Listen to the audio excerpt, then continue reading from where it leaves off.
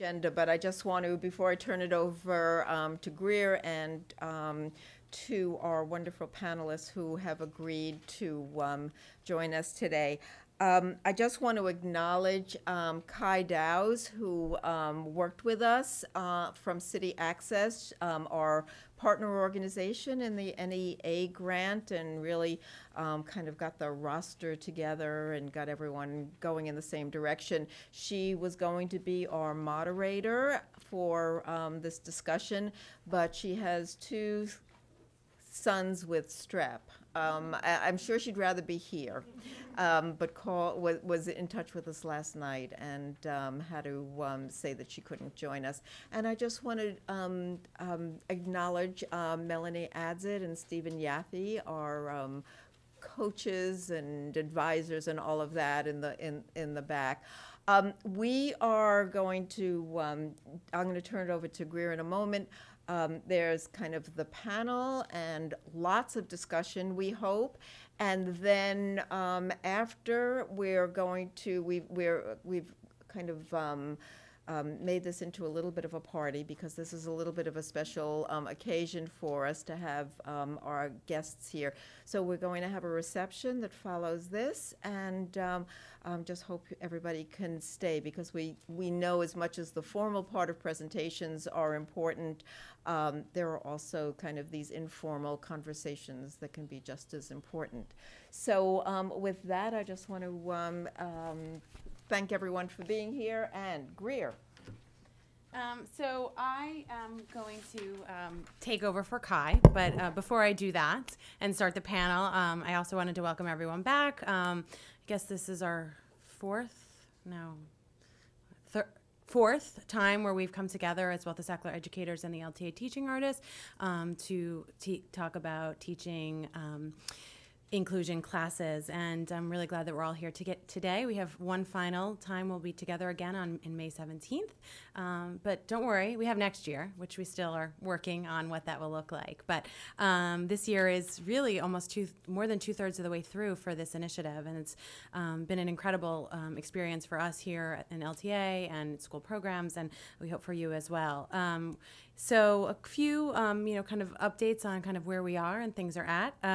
Melanie has begun again her observations and has been running around the 5 boroughs as well as here in the museum, observing both secular educators and teaching artists. So we applaud her because she's basically working 5 days a week right now for this program, and we thank her, and we know that her feedback is so valuable to all of us. So, we thank her for that commitment to, sharing her insights and seeing you all teach in the classrooms and here in the galleries. Two other announcements I wanted to share. We are starting to spread the word about our initiative, and we have our proposal to NCMER has been accepted. So on May 14th, thank you, Sherry was the one who sent me the email where it was accepted. We'll be presenting. It'll be myself and Mayrav and Melanie and Stephen will be presenting at the NCMER conference, which will be at the New York Public Library, about this initiative. And Stephen, who is the board member for the Arts and Special Education Art Consortium, has also invited us to present at their annual conference on May 4th. So we're really excited that we're having these opportunities to share the knowledge that we've gained over the course of this, nearly year with the larger community. So I think that, says a lot for all the amazing work that you've done, because it's really because of you that we can go out and share this wonderful knowledge. So thank you for doing what you do, and really stopping and thinking and reflecting about your practice and ways to better serve students of all learning styles. So, but without further ado, I'm going to turn into Kai now, which is, what it says as the moderator, but I'm obviously not. She's much taller and has much shorter hair than me. But we are so thankful that Kai, through her involvement with the Museum Access Consortium and CityAccessNY, helped coordinate and bring together these 4 wonderful panelists who are going to share their insights and expertise, particularly in the gallery-based programs that they both administer and teach in some cases. So we're going to, our structure for this panel will be they'll each give a short presentation, and then we will turn it over to a discussion. I know this space is not a perfect discussion place, but it is small enough that I think we all can engage in a conversation and ask questions of our panelists, and really share some of your experiences with them and get some feedback as well. So I'll invite them to come on up here and please. Oh, you're going to stay there, and then, oh, I see. Sorry. So I'll just introduce all of them, and then they'll come up. We'll take it. So our first panelist is going to be Carrie McGee, who is in the Community and Access Programs Department of the Education Department at the Museum of Modern Art. Michelle Lopez, who is the Manager of Art Access Programs and Autism Initiatives at the Queens Museum of Art. Sherry Levinsky-Raskin, who is the Assistant Vice President for Education at the Intrepid Sea, Air and Space Museum. And Dara Cohen, who is the Manager of School Programs and Outreach. And I smile because Dara took my shoes at the Jewish Museum, so I'm very proud. They will, as I said, share. They have some PowerPoints to share with us. We don't have your bios, but if you, please feel free to share some of your background information through your presentation, how you came to where you're at in terms of your, experience in this field. So thank you. Carrie?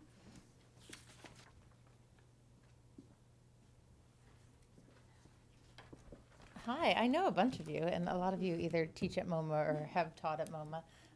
So hopefully I'll tell you some things that you don't know, but really I'm just going to kind of throw out a bunch of ideas, and then I think more interesting will be the conversation we're able to have. But just in terms of what you do here, how many of you are LTA teaching artists that teach in schools? And how many of you are Sackler educators that teach here in the gallery? And do some of you do both? Anyone? Okay, Megan does. Well, wonderful. I'm going to focus today on gallery programs because when Greer and I were talking, that's what she asked me to do, but also because I think that's the most challenging. So what I'll start by doing is just giving you, in case you don't know, a super brief history of the programs for visitors with learning or developmental disabilities at MoMA, and then I'll go into a little bit of just kind of the philosophical approach we take when working with groups with learning disabilities. So probably our most popular program that you may have heard of is called Creatability, and this is a program for families. So it happens once a month on a Sunday. In the morning there's a session for kids 5 to 17 and their families, and in the afternoon there's a session for adults 18 and over with learning or developmental disabilities and their families. It includes art looking in the galleries like you see here, and art making in our classrooms. It also includes often yearly now in the last couple of years an exhibition of the work made in the program. I think one of the great things about this program is that it's tailored for the participants with the various learning disabilities, but really it's something that is fun and attractive for the whole family. And so what families have told us throughout the years we've been doing the program is that often they were used to taking their children or their adult children to programs that were, kind of general programs, and then their kid was, supposedly being adapted for and adapted to, but it felt like something different than what everyone else was doing. And this program is tailored around the experience of these kids. All of the educators that teach in the program have lots of experience working with a range of audiences. And so the whole family comes and has a great time. Friends come, it becomes a real celebration, but it's really tailored around the interests and abilities of the participants with learning disabilities. We also work in schools. So we work with inclusion classes and self-contained classes. We work with classes of students who are blind and partially sighted. We work with groups that aren't from schools, of adults or other, any kind of organization that serves individuals with disabilities. And this category of developmental and learning disabilities is just one of the many we work with in access programs. And then we work with a couple partner organizations. One is called Land Gallery. I don't know if anyone's ever heard of that, in Dumbo, which is kind of an alternative to adult daycare. It's a working artist studio for adults with disabilities, and they also have a gallery, and they show at the Outsider Art Fair and things like that. This is some of the art making made in Creatability.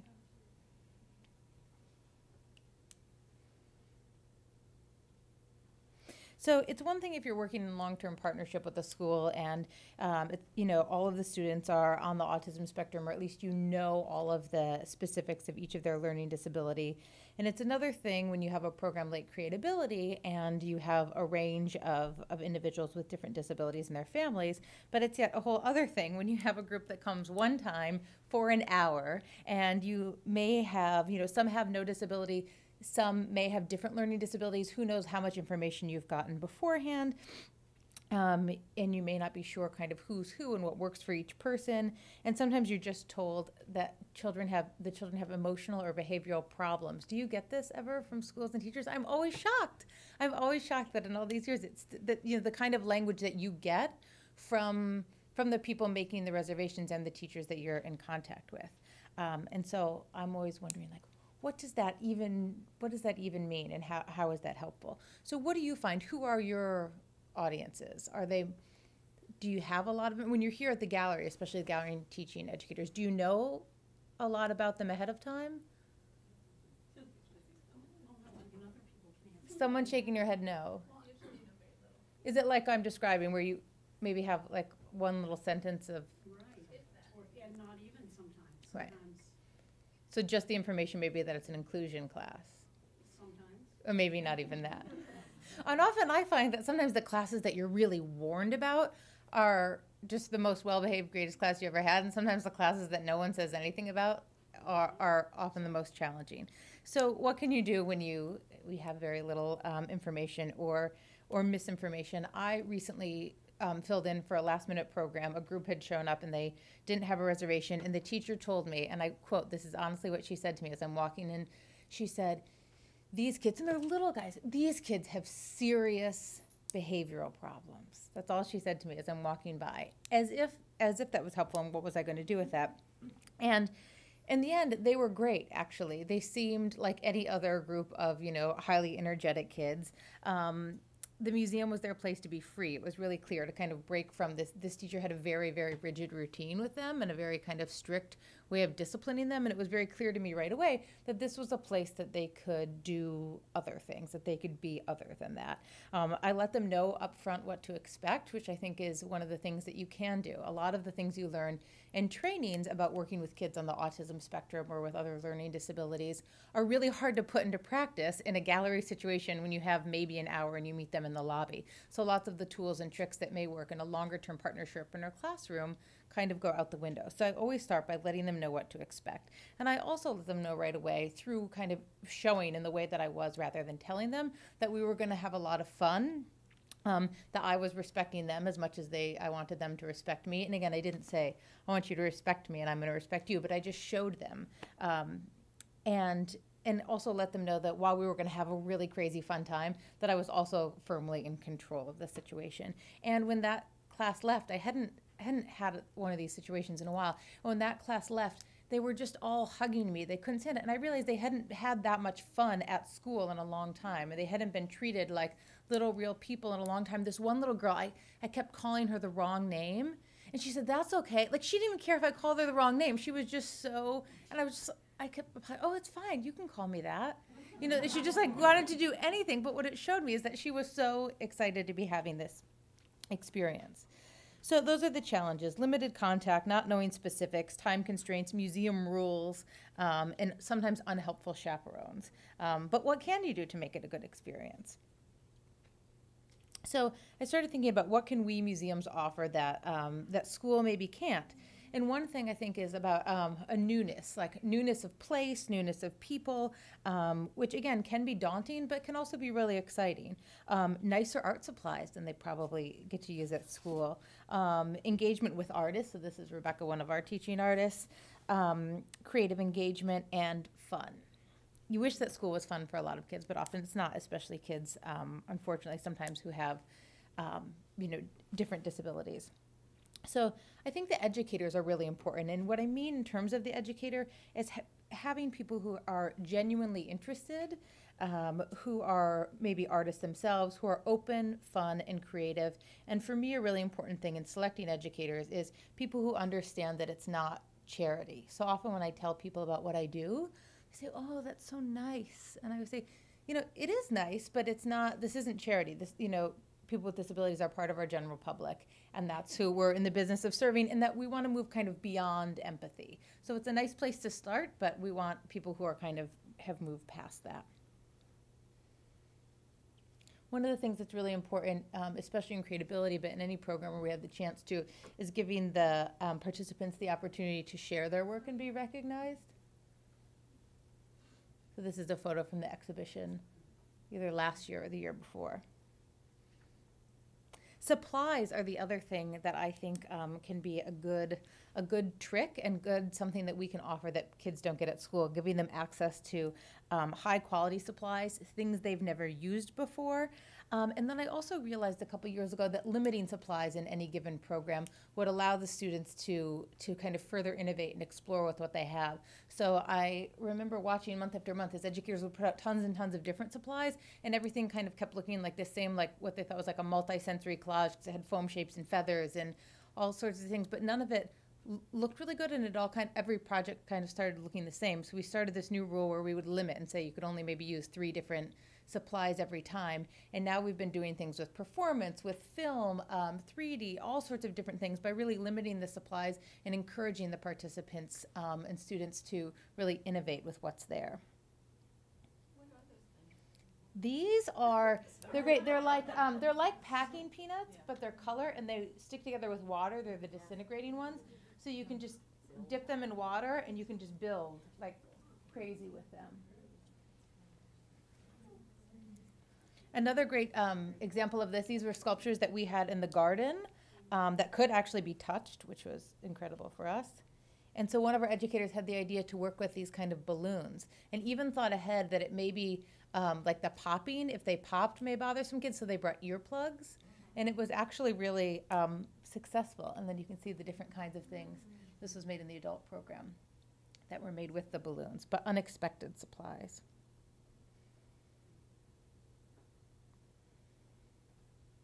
And again, you can see we have all sorts of different kind of painting tools. So you can see kind of a different kind of paintbrush that's like you kind of hold in the palm of your hand like this, but giving students real canvas, real paint, using unexpected supplies. So this is one just about painting, but painting with unusual materials.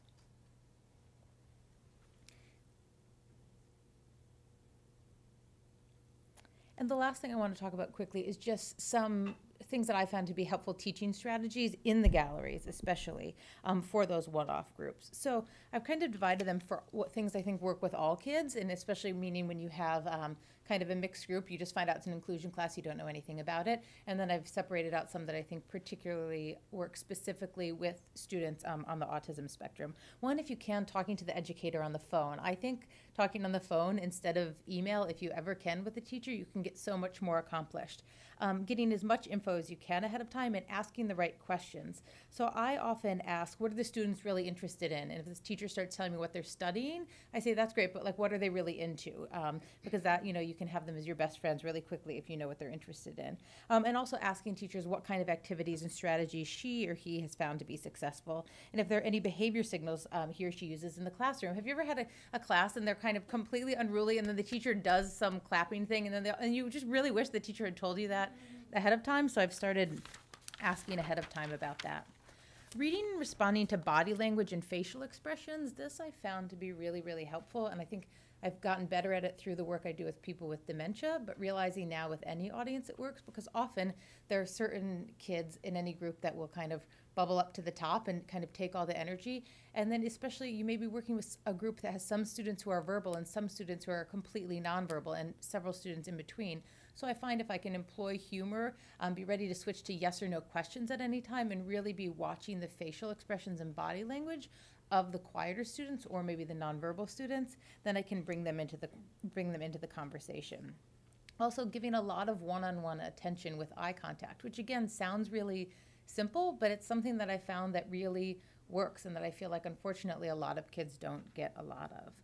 Giving fidgety kids a safe art supply to hold and play with while in the gallery. So wiki sticks are one that I like to use all the time. And sometimes I may have them do activities in front of works of art, make shapes and do different things with it. And then I just let them hold it at the works that we're not using, just so they have something to do. Because if you think about it, sitting in a museum quietly, not talking, not touching, is not the most natural state for any kid. So trying to find ways that they can kind of let some of that energy out.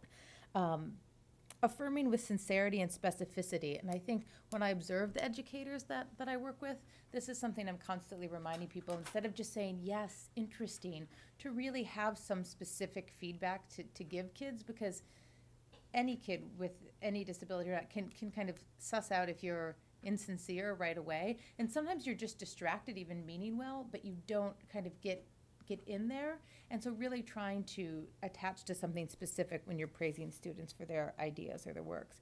And focusing on creating positive emotion and social connectedness. And the longer and longer I do this, I think half the time that's what all of these programs are about, and that's the way you can kind of connect with any child or adult, regardless of ability. And creating that environment of mutual respect. Being genuinely interested in the kids as people. And unfortunately, a lot of them don't get that enough. Specific to autism, what I wanted to share was, again, thinking about telling them what to expect. So it's okay that this is a completely new experience, but just letting them know exactly what to expect at the beginning. Relate to their special area of interest. So not all, but many kids with autism have some special area of interest that they can be really, really focused on. So if you can find out or suss out what those are right away, finding ways to relate to those will be really helpful. Be literal. Be literal in the way that you're talking to them, and say what you mean and demonstrate what you mean. So if I want you to look, then I will tell you to look, and I'll look with you. So demonstrating what you want everyone to do. Do one thing at a time. So look, everybody looks. Now, name one thing that you see, instead of look at this painting and name one thing that you see. So breaking it down into steps. Be patient. I recently heard someone say that often with kids with autism, you may need to count to 6, but like 1,000, 2, 1,000. And it can feel like a really long time to get up to 6, but sometimes I find that it's uncomfortable as the educator to wait and to allow that silence, and so then you skip right over. But often, if you give a little bit more time, you will find that someone's able to respond. And to do less abstract activities. So I find personally that, write a poem about this work may be really difficult for certain kids with autism, but things around naming things, exploring how things are made. So we use a lot of, in terms of tactile materials, art making materials, even in the galleries, passing around different art making materials and exploring how things are made. And the last thing I really want to share is not to assume the stereotype of the disability. I think one of the fun things about being at a museum is that this might be the students' only moment in, many weeks to kind of safely venture out of their, routine that is perhaps very, very beneficial to them in every other aspect of life. But this is actually going to be a new experience, and it's their time to explore, imagine, and connect and create. I saw Temple Grandin speak last year at a conference about young adults with autism. And she talked about how great it was to grow up in the 50s and 60s, where her mother really expected a lot of her socially, and she was expected to rise to the occasion. And that sometimes she thinks that we really play to the stereotype of a disability, especially around autism, to the detriment of kids. And on that note, what I'm going to show you is, I think for me, what was probably the most influential thing in terms of autism in a long time. It's a movie called Wretches and Jabberers. And this is just a really short trailer for it. Has anyone seen it? It fundamentally changed the way that I think about autism. And then I went and I saw the two guys, Larry and Tracy, who star in it. I saw them speak at a New York Times talk. And you can order the DVD, and I think it may be coming back to theaters. But it really challenged everything I thought I knew about autism and changed it.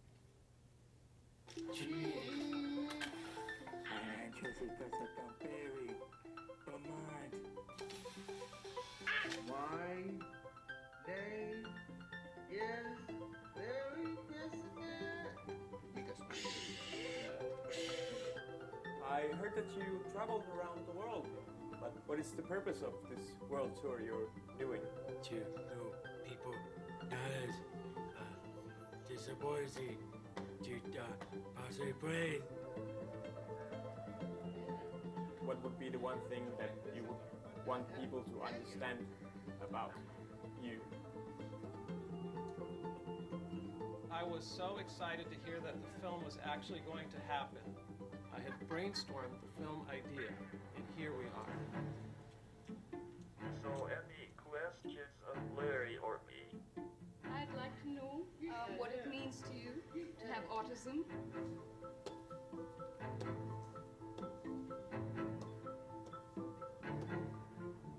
I was trapped in their body that didn't work right I was, and not be able to let people know.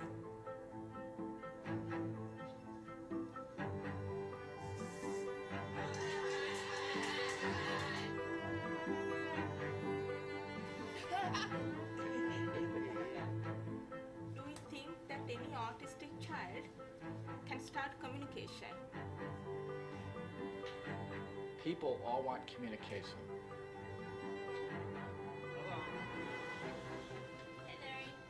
We should go for a run right now.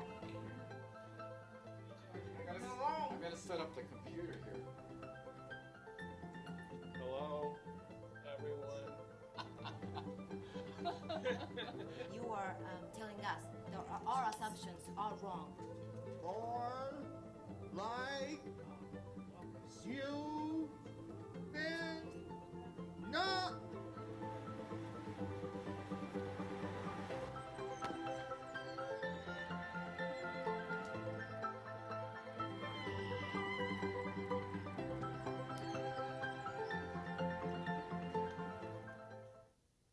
So I highly recommend you check that one out. I think it'll teach you more than anything I could possibly tell you. So thanks.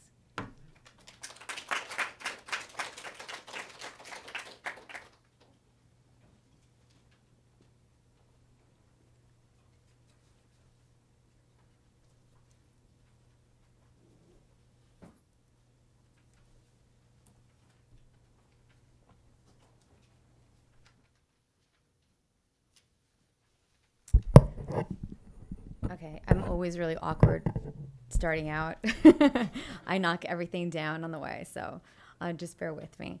So thank you very much for inviting us over here to share what we've been learning through our autism initiatives. We've been at the Queens Museum of Art. We've been partnering with the Queens Library for 3 years now, working on how do we share what we've learned through this program that's about, I think the Art Access program is about 26 years old, and we've been serving people with special needs.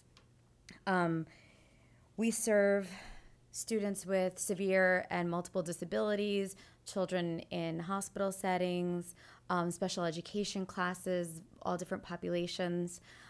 We do family programs, and we serve adults as well.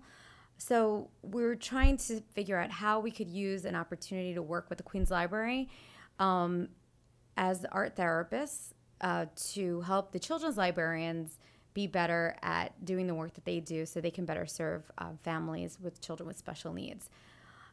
It's kind of a lot in there. So it wasn't as easy, I guess, as we thought it would be at the very beginning. But we figured out a few things. So we're here to share some of the things that we've learned through our autism initiatives. And that's really what the initiative is about. But I would say that it really doesn't matter to me the diagnosis of the students or the children that come to the museum. I don't usually have as much information, just like the rest of you, as to like their diagnosis or what tools would work best in the classroom. Again, we might have them in a school group for 2 hours, in a family program for 1 hour. Some of our classes are mixed. Some of our family groups are mixed. We have kids from 5 years old to 12 years old. And so what what can you do? What can you do to adapt the program? So we've come down with a few bare bones minimum adaptations that you might be able to make that would help some of your programs, whether they're looking at artwork in the gallery, or working in a workshop, or working at a residency. So we've really been looking at this for 3 years and figuring out what works. And also we're thinking about modalities. Are we teaching photography, or we're teaching photography for children on the autism spectrum, or is this a music class or an art class?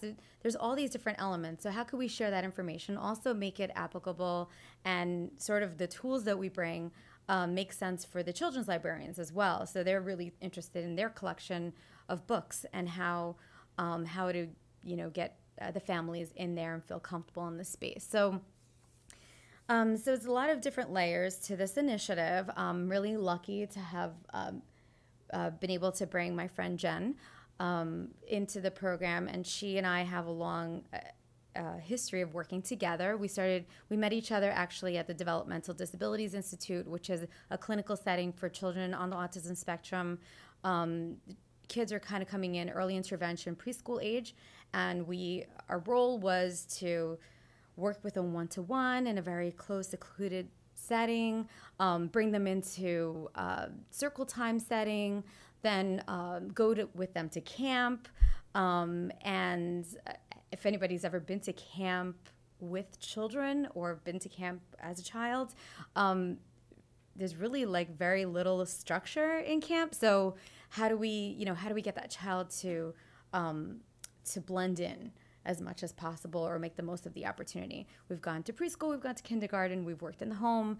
So we've been able to see the children from different aspects. And I think we've also established relationships with many of the families. Some of them were working with them since they were 2.5 years old, to now some of the children that I work with are about 11, 12 years old. So we've been privileged to have this opportunity to work with these children on the autism spectrum. And then we both have our backgrounds in art therapy from Hofstra University. We're super lucky to be able to work in an access program at a museum that allows us to really try all kinds of things with the kids that come through the door, and we're able to make mistakes in a very comfortable setting. This is really, I think, a dream situation for us. I mean, I'm speaking for you, but we've talked about it many times. And so I think that what we realized was we've learned a lot about adaptations, lots of adaptive tools that you can use, and you can order some of those in special education catalogs, and you can make them really cheaply with Velcro and piece of cardboard, and there's all kinds of adaptations that you can use. But unfortunately, we don't always have access to those things when we are in the moment. So the one tool that we do have is ourselves. So the only adaptation that we could really make, the only control that we really have, is with our own self and our own behavior. So I'm going to focus on positive behavior support as a tool that we could use, which really is about adapting ourselves so that we're giving the most positive support for behaviors that we would like to see in our galleries or in the studio. So that's what I'm going to talk a little bit about. So we start with positive behavior support. Okay. So it's one strategy that we're using at the Queens Museum. It is a research-based strategy that's used to decrease negative behavior by teaching new skills and modifying the child's environment with the use of visual supports such as rules and schedules. That's the sort of technical description of positive behavior support. So if you want to support a positive behavior, the idea is catching students doing something good. So you really want to focus on that, while at the same time you're redirecting negative behavior. So the idea is that every behavior has a function. And I think that most of us as museum educators don't really have a chance or enough time with children to know what is the function of their behavior. But just to give you a little overview, there's an acronym called SEATS, SEATS, and that just kind of is a good way to remember different ways that behavior, or different reasons for behaviors. It does help to become familiar with that, and it's fairly easy. You could read a book or Google the information about SEATS or about the function of behavior. But there are a few things. So S is for satisfying a sensory need. A negative way that satisfying a sensory need might look is snapping your bubble gum. But a positive way would be taking a hot bath after a long day. So the function is sensory based, but the behavior can either be positive or negative. So we're always looking to support the positive behavior. Escape motivated is E. So there's a fire. I sense danger, I run. Or I have anxiety. It's perceived danger, so I run. So those are both positive and negative ways of looking at escape motivated behavior. There's attention-seeking behavior, which I think most of us are really familiar with and could be one of the more frustrating things as well. So I know the answer. I want your attention. I raise my hand. That's positive, just like our student is doing here. So I want to increase that behavior. I know the answer. I call out. That would be a negative behavior, right? Access to tangibles. So I want it. I grab it. Or I want it. I ask for it. And then setting events is another one I think most of us become familiar with because museums are different spaces for a lot of the students that come to us. So it's a new space. I'm overwhelmed. I might have a tantrum. Or it's a new space. I'm overwhelmed. I might, yell out, that kind of thing. So that's just breaking it down. So that's as far as I'm going to go on the clinical stuff. But I will spend some time explaining how you can do this very easily and how you can reference it and remind yourself on a regular basis. Because the only behavior that you can support is the only real behavior that you can change, and the only real thing that you can change is yourself. Okay. All right. So some things that we use. So just to go over. So the only behavior you can control is your own. Keeping positive language, always addressing things with positive language. You want to catch children doing things when they're good, and you want to communicate expectations. All right. So here are some rules. We could tell a child, don't run, there's no running in the museum. Or we could tell them that at the museum, a way to enjoy the museum is to walk carefully and quietly through the galleries with your hands by your side. So the important thing is to communicate expectation. Keep the language positive. You're telling them exactly what you expect from them. You want them to be careful and quiet in the galleries, but you're also telling them what it looks like, so by having their hands by their side.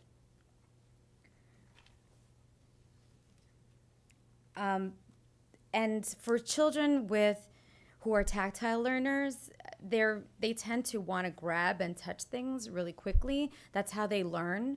So it's a lot more beneficial to be able to tell them what you think how you want them to have their experience with the artwork. So if we write the rules this way, then we can refer to them in a really positive way.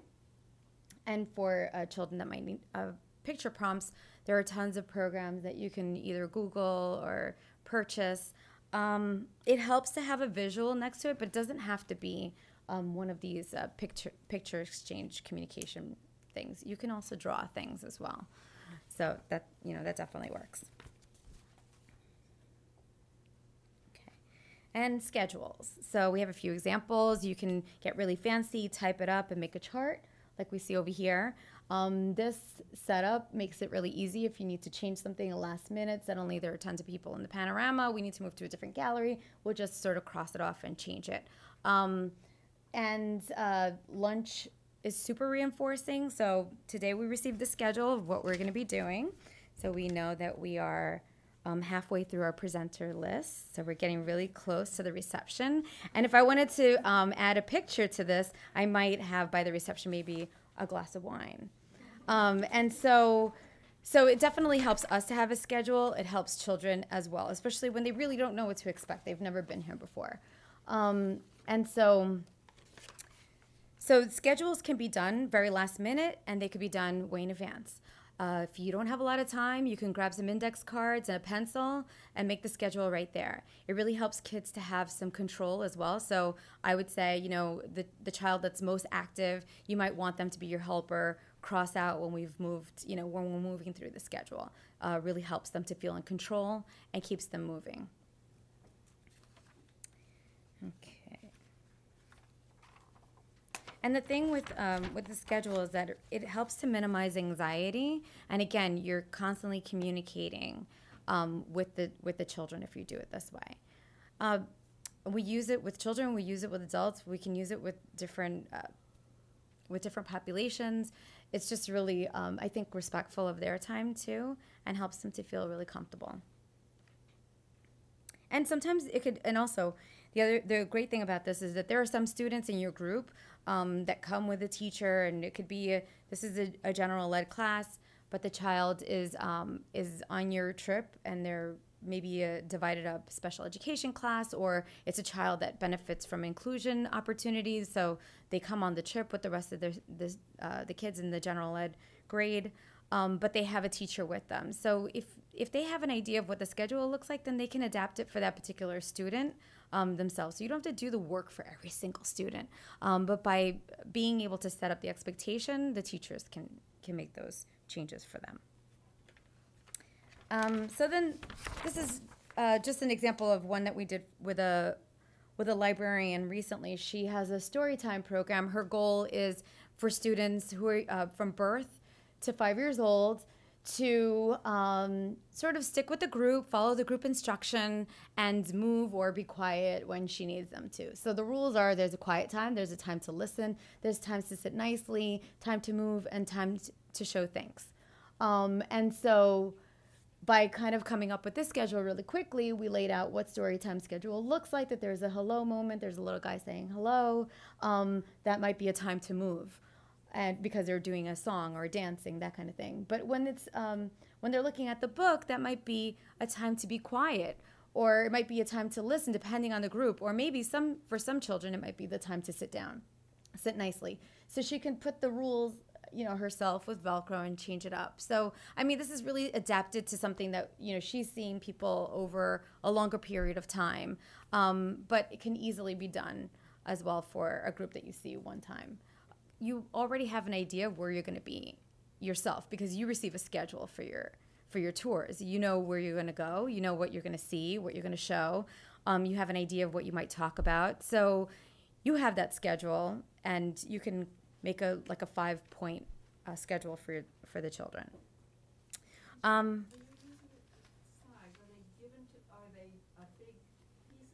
It doesn't have to be. It could be an index card. It could be an index card if that's all you have, if you want to keep it in your back pocket.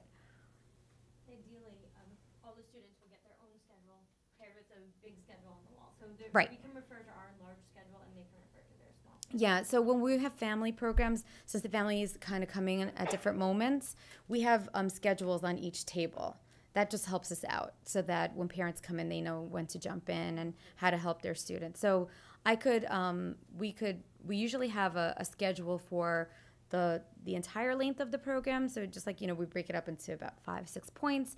But then once we're in the studio making art, we might have a separate schedule for the art making piece. It's just maybe 3 steps or 4 steps at most. So that's how we try to do it. So you can, have different schedules for different moments. That's why I say to have a few index cards in your back pocket so you can make a schedule when you need it. And maybe one particular student might need a schedule, so you write it down real quick and you give it to their teacher, and then that teacher can adapt it for the child. Picture communication, I think many of us have already been to many presentations where we've talked about picture communication. There are programs that you can buy. They're proprietary pictures. The idea is that many of the students who are learning through these simple formats, you can Google pictures, you can take pictures with a digital camera. I mean, we're talking about being as adaptive and as quickly as possible. But it's really helpful for requesting as well. So students with autism, but students with learning disabilities, many of them are visual and tactile learners. So it helps to have things sort of laid out to help build visual literacy.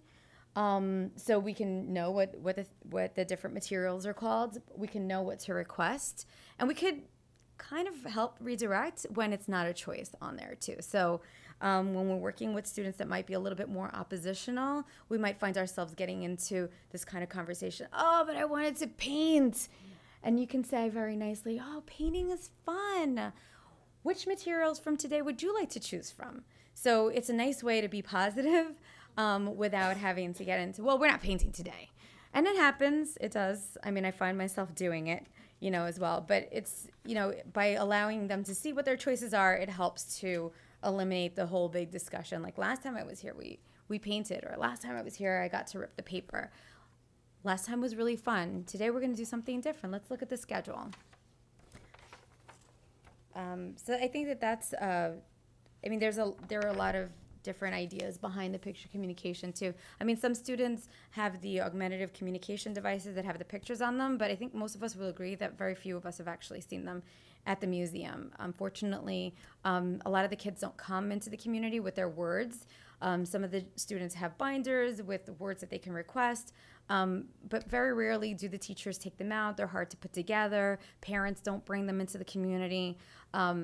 So it's nice to have a few pictures so that at least you can help, and at least maybe things like yes or no are options for some of the students too, so they can choose between colors and things like that. And it really doesn't take very long to put together. So I think our most exciting tool that we've come up with lately is a visual vocabulary. So our big question was, if we're going to be looking in the gallery, how do we engage nonverbal students, or students that, English learners, sometimes not really sure how to answer a question, maybe less likely to participate in the group.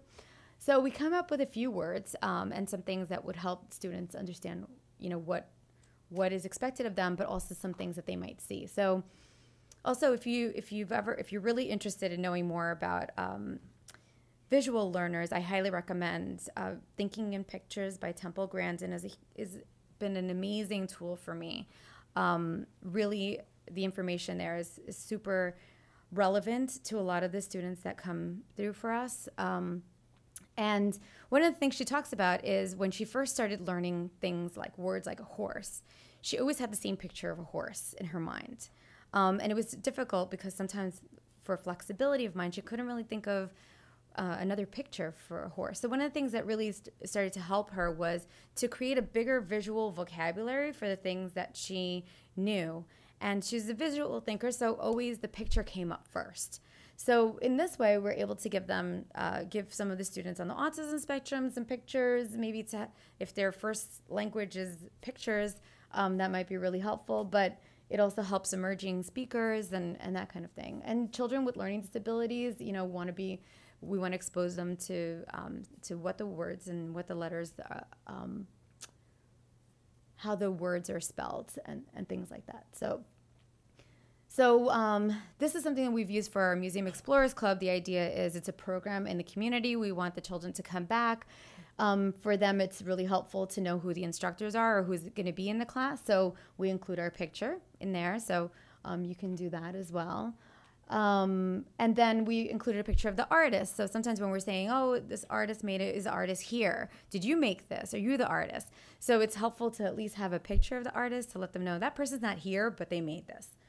The museum, it's a place in the community, and we're people in your neighborhood. So I think it's important to mention, where they are as well. And then some of the concepts are related to what the artist's intention is. So here are Tatiana's tents. And so we have a picture of a tent, and then we have a picture of the sculpture, some ideas about shelters and place and scene, gallery as a place as well. And we kind of continue to build on some of this vocabulary as we go along. Words like design. And we actually, for our Andrew Moore show, the title was Detroit Disassembled. So how do you teach a word like disassembled to kids who are 7 years old? So we did it through the visual vocabulary. And it's so funny because when we're talking about making a sculpture, some of the kids are like, I'm going to assemble. And these are like little tiny kids, using big words. So they'll learn it if you give them the picture, and you can build on some of that vocabulary. And then it's, teachers love things to take back with them to help with writing skills. So it's a really great tool to send back with them too. And you can make them for different ages too. So we're working on that actually at the museum to try to make some age appropriate vocabulary and for different types of school groups for some of the gallery spaces, so that we can just have them available really quickly. People could just grab them and take them with them. And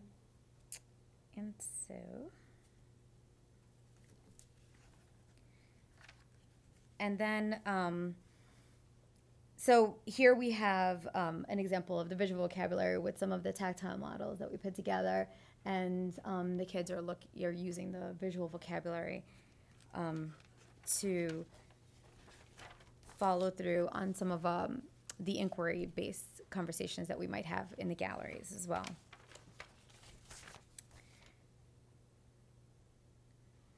Museum practice. Okay, so when we were first thinking about, this year, at the Queens Museum, we went through some professional developments as an education department. And I'm a little bit of a museum outsider in the sense of most of the time I'm spending thinking about access issues, and sometimes I'm a little out of the loop when it comes to traditional museum practice. So we learned a few of the traditional techniques that are used in the gallery. Then we talked about visual thinking strategies. And I wasn't really sure if that was something that I could apply to some of the groups that came through, because most of our conversations were like, what do you see? So to have students answer a question like, what's happening here, it might be more difficult. So we decided to try it, and it's been great. It's worked really, really well. So I don't want you to feel like you can't use what you already know or the things that you're doing really well. You may have to adapt the question to certain students, like what's happening here? You're not really getting an answer, so what do you see? So, but take the chance in asking some of the bigger questions too, as long as you know that you might have to change the question a little bit. And the other thing that we noticed, which was sort of an unexpected outcome, was that at first we could maybe have this conversation for like 2 minutes, and now kids are just waiting and giving each other time, and they're building on each other's ideas. And most recently, we brought the students into the gallery, and there's this painting. I wish I had a picture of it now. There's this painting that's kind of like this organic form, and it's pretty much like maybe 2 colors, sort of like pink in the background, and then a black sparkly type organic form in the middle, maybe kind of circular. And we asked the students, what's happening here?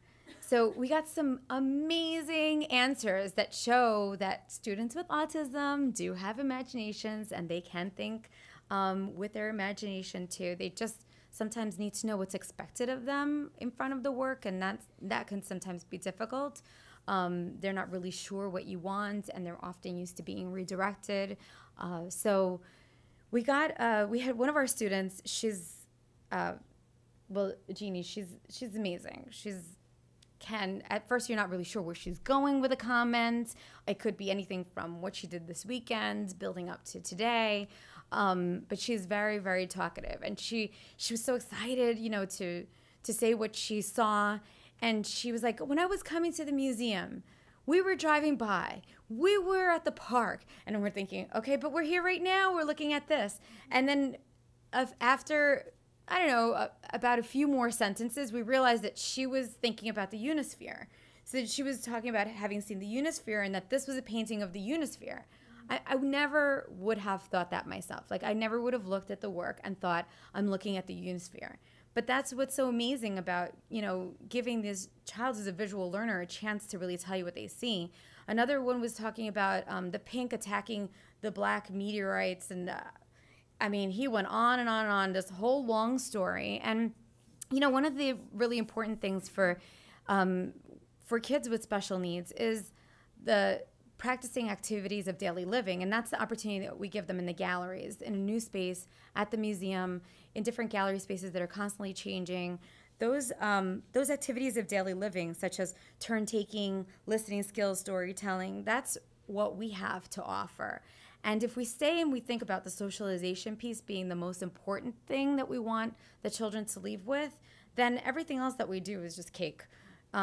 Because, if they feel comfortable with us, if they feel comfortable sharing their ideas, practicing skills, and trying something new, then, that's really what it's all about. So in thinking about adaptations, I would say rule, schedule, some kind of visuals to match what you're going to be saying so that it's not very wordy, and then always staying positive, always referring to those rules, the schedules, and the language that you're using in a really positive way, I think are probably the best things that you can do outside of what you already do well, such as your museum practice or your studio practice. So that's pretty much it. Thank you.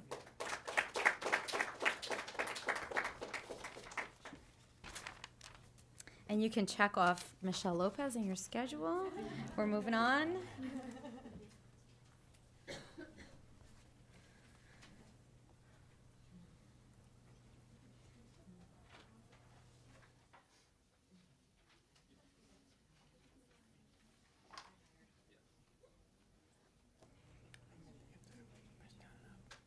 Awesome. Oh, down and up or side to side? Is it? Let me get to the beginning. Hold on a second. There we go. All right. Hello, everyone. How are you? I'm Sherry Levinsky-Raskin. I work over at the Intrepid Sea, Air and Space Museum. How many of you have been there before? Okay, decent show of hands. For those of you who did not pick up your hands, please do come by and take a look. It's pretty cool. Every once in a while I get to work and I still have to say, I work there. I go to work on an aircraft carrier. And you may be thinking a lot right now, too, of, wow, aircraft carrier, Intrepid, programming for the audiences we're speaking about today. What is she going to tell me?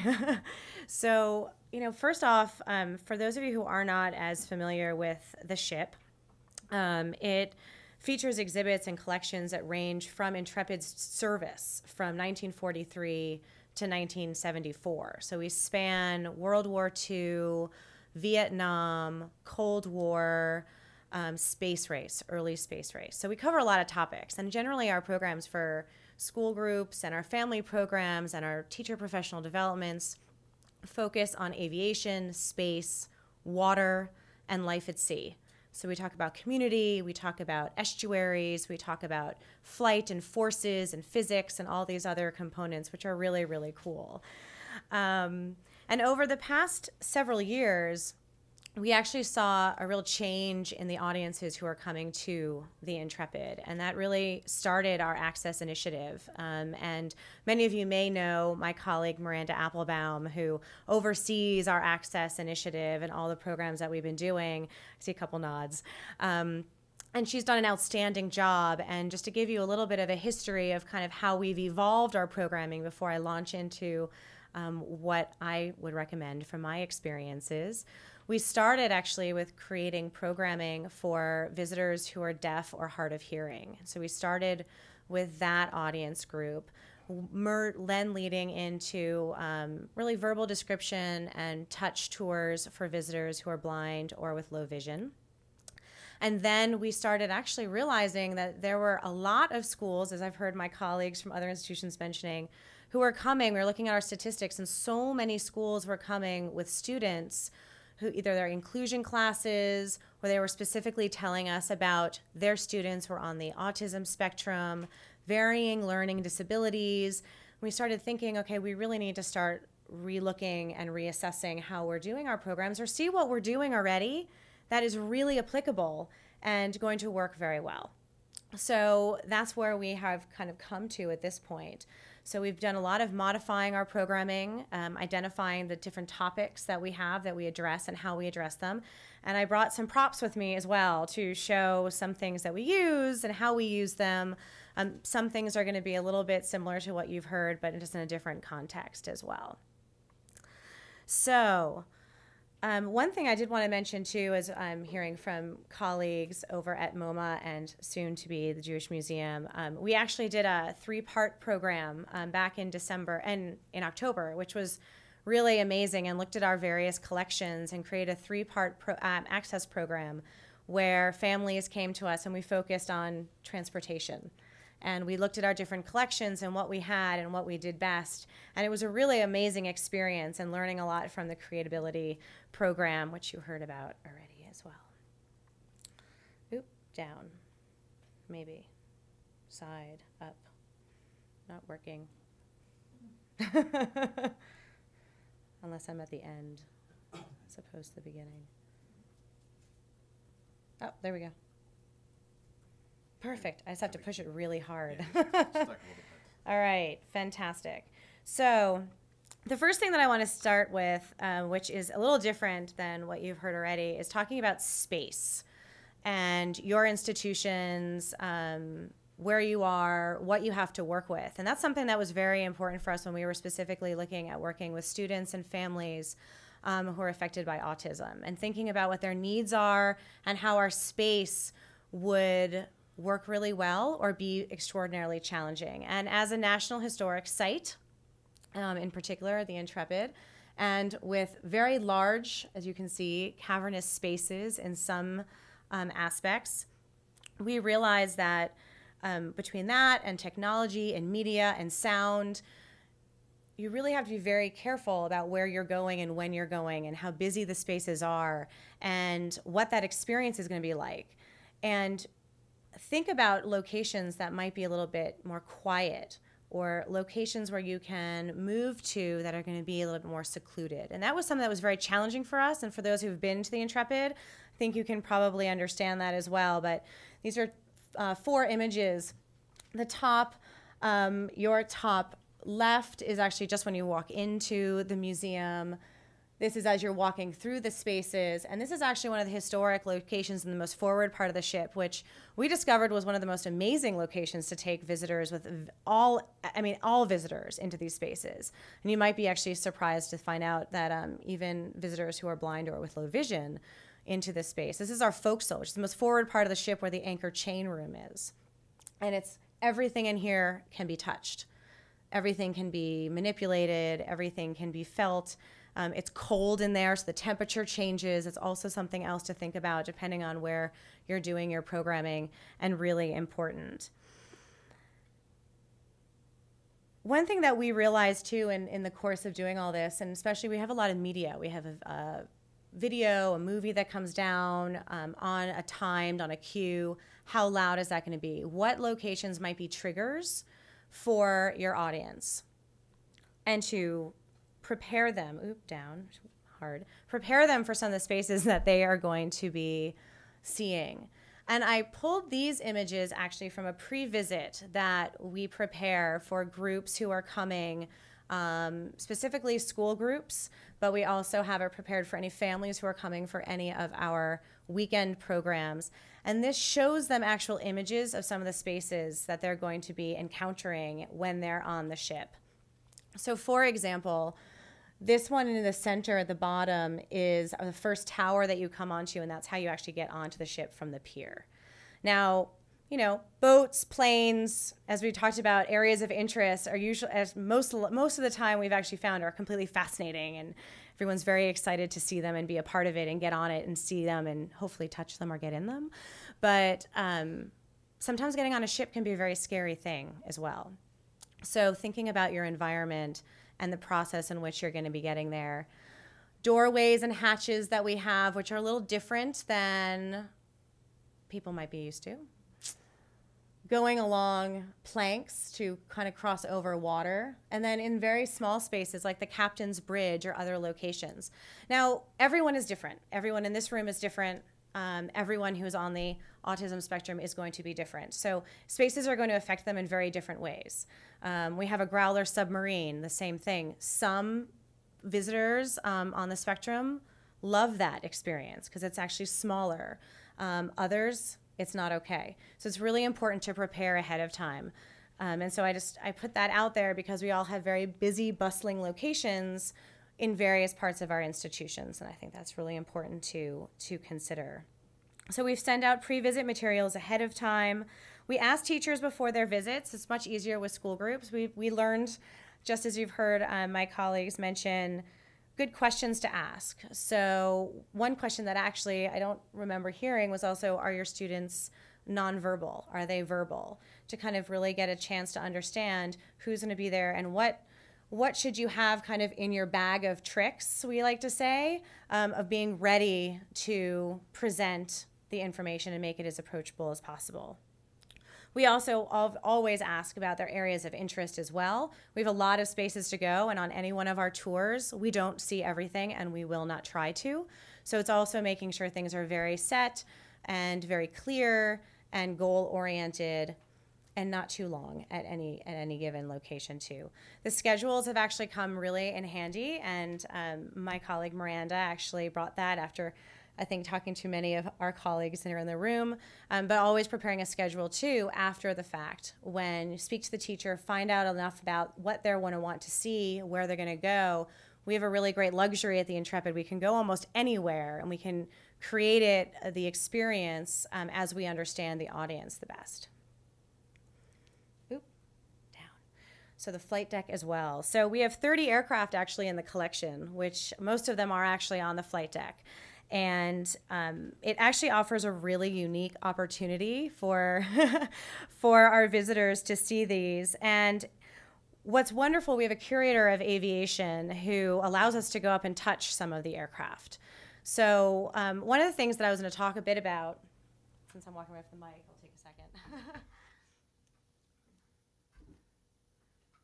So at the Intrepid, we use a lot of models. We use as many models as we can carry in a bag, and I brought kind of our access bag that we usually have ready at the go and the drop of a hat, with materials, artifacts, some that we've bought off of eBay, some that are actually from our exhibits department, and they are okay with us passing them around and letting them be touched. But so many of our visitors with different learning disabilities and visitors who are on the autism spectrum, they're going to learn by touching. They're going to learn by feeling. They're going to need to sense it. Just explaining it isn't necessarily going to help with their understanding the concept or the information that you're giving. And we learned that, and so we thought, wow, what aircrafts can we actually go and touch? What can we walk around? And some of them we can, and some of them we can't. For those that we can't, for instance, the Concorde, which is on our pier, we have models such as this, and we have a model for a lot of our different airplanes, and we will pass that around. We'll have a couple of them. We do that kind of in groups. We talk about the different parts of the plane, from the wings to the cockpit to the wheels, the tail. We talk about birds influencing how we design our aircraft. So we try to make some connections also to very relevant, real things in their lives they can make connections to. I also bring up our model of the ship, which is really helpful with orienting groups to the space. So it's a little hard to have just a map of the Intrepid because we have so many decks and different locations. So when we're on the flight deck, for instance, it's really wonderful to be able to show them this whole piece. So obviously much smaller than what they would be on, but it gives them a sense of where they are and what happened on that. And it helps to understand that aircraft actually flew off of it. It becomes a runway from an airport. So there's a lot of connections, a floating airport that we can make. So some of these aircraft we're actually able to get in and see. Hold on a second. There we go. And this is one of them, which is on actually an aircraft elevator that works at the museum. And so we actually can take the students around and walk all the way around it. It's low enough that they actually can reach out, even our little elementary guys. Very accessible. So that's one of the reasons that we chose it. It's not one of the ones you have to reach really high up to touch the belly of the aircraft, but you get a sense of how big it is. We can talk about the different parts of it. And it's amazing, actually, what doing that sparks conversation. So the more touchable objects that I think, from our experience, I would definitely recommend. We have other artifacts that we use as well throughout our programs. And are up here. For instance, we actually have parts of the ship that we will pass around. So the wood from the flight deck, it was a little too heavy for me to carry, but the steel from the flight deck too. So they can actually feel it. They can put it in their hands and touch it. And from temperature to weight to is it rough, is it smooth? A lot of the things that we talk about anyway in a lot of our programming. What's something made of? Why does it look the way it does? But this is something, instead of asking some of those questions, it becomes that much more real to let them feel it and touch it. And we talked a little bit about different ways of questioning and transforming what you're asking and how you're eliciting those answers. We also have patches that we pull, that we have, that represent some of the uniforms that they'll see. We have uniforms that we'll show. And then signal flags, which are really fun because each signal flag represents a letter. So that's kind of fun too. And then a lot of this is also inspiration for our art making activities that we will do as well. So here we have some examples of things that we use to have conversation as well. And I mentioned earlier, one of the questions that we like to ask are whether students are verbal or nonverbal in their groups. And we created, similar to what we were talking about with picture cards and prompts and things like that, we actually have kind of a communication card that we always have in our back pocket. And some of the things that and as an example, we talk about our camouflage. And so for a group, for instance, if they're not going to be communicating and answering, they're able to identify and point out what they see. So as an aircraft, one of our aircraft in the collection is very sandy in color. It was basically designed to fly over desert, so it would blend in. Or others that are painted blue. So we talk about camouflage, and they're able to actually identify and point out. So that, I think, is a really great tool to have. Images that you can find within, if it's a painting or it's an artifact that you're looking at. Also, for nose art, all of our planes have different art on them, which is really fun. So it becomes almost like a scavenger hunt. And that makes it much more engaging. They're looking for something, which makes it very goal setting as well. So I show you this card. I know it's kind of far away, but there is actually an image up on the screen that relates to an image that's on this card. Does anyone see it? Greer? Yes, I see a hand up. Right down here, right? What do you see? The star and the bars we have right here. Anyone else see something else? There's two images, yeah. The little lizard guy, exactly. So we have the star and the bar that you see right here on the airplane, and then over here, just above it, we actually have a small little lizard. And depending on the group, you talk about the significance, but it makes it very, it just makes it fun. It makes it exciting, and it kind of brings a lot of the imagery that they're seeing to life. And it has been really inspiring in terms of activities that we're able to do after the fact as well in our classroom spaces, in our quieter spaces.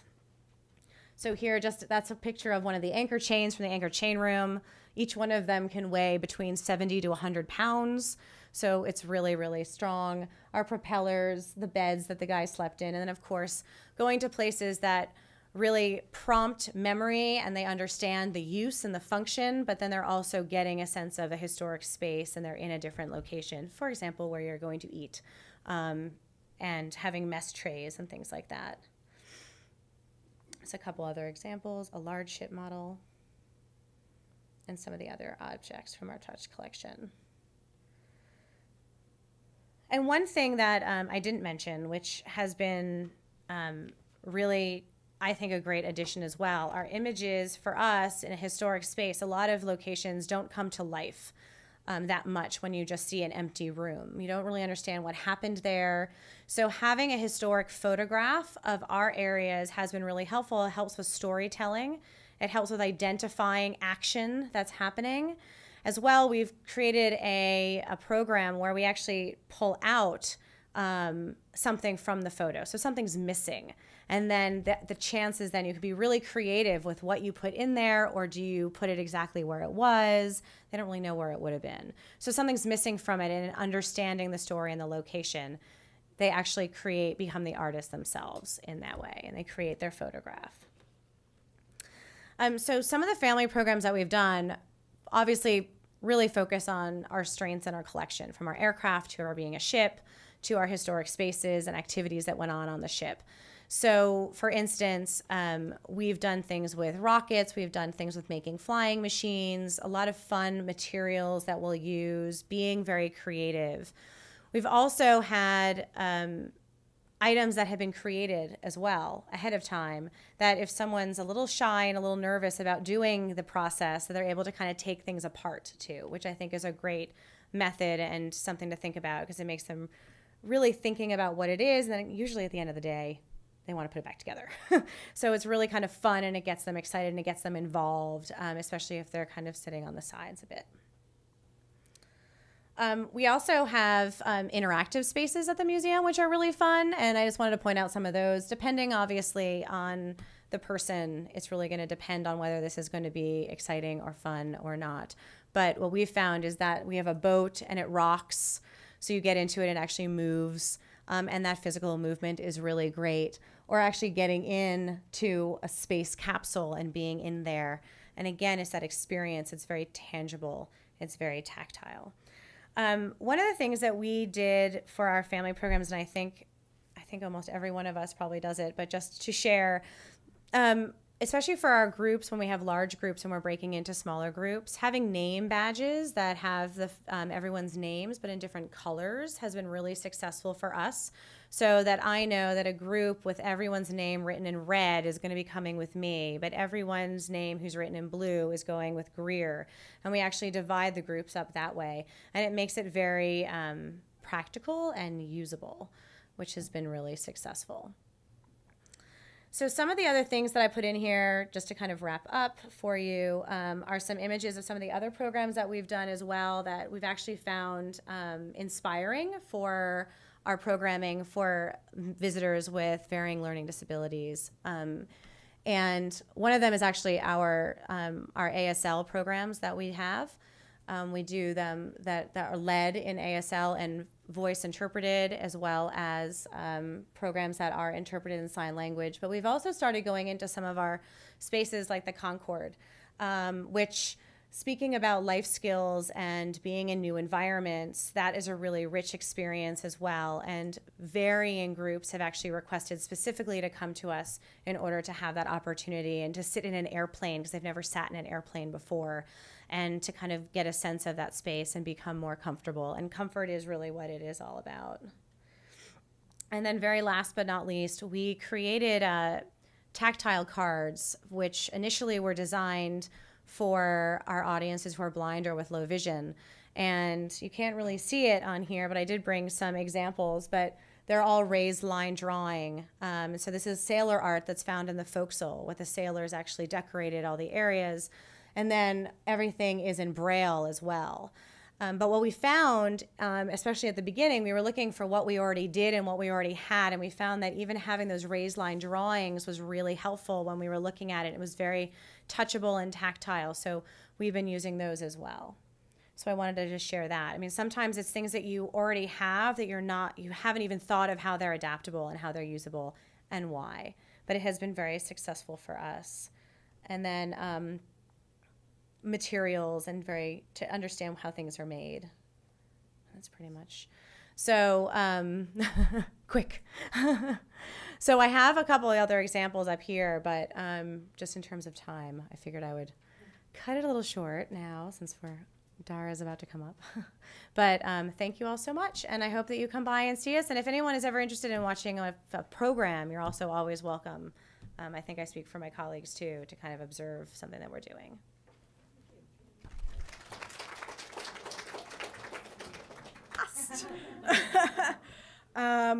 Okay, how do we do this? So I'm going to tell you very briefly. We have school tours at the museum, at the Jewish Museum. We have a whole bunch of partnerships right now. So if you're interested in partnerships, feel free to ask me about it, but I'm not going to go into things. We also have family workshops modeled off of Creatability and MoMA. So again, if you have questions, I'm not going to go into it now. And we also have an after-school video workshop, which we often run as an inclusion class, which is great for students with various needs, but they are with their typically developing peers.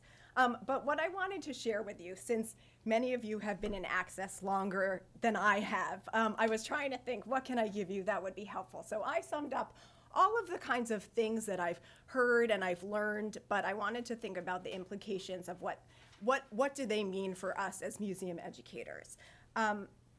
So one of the things is that we've heard that, you know, individuals with disabilities, developmental disabilities, and autism specifically have sensory processing issues, whether it's hypersensitivities or hyposensitivities, right? Under or oversensitized.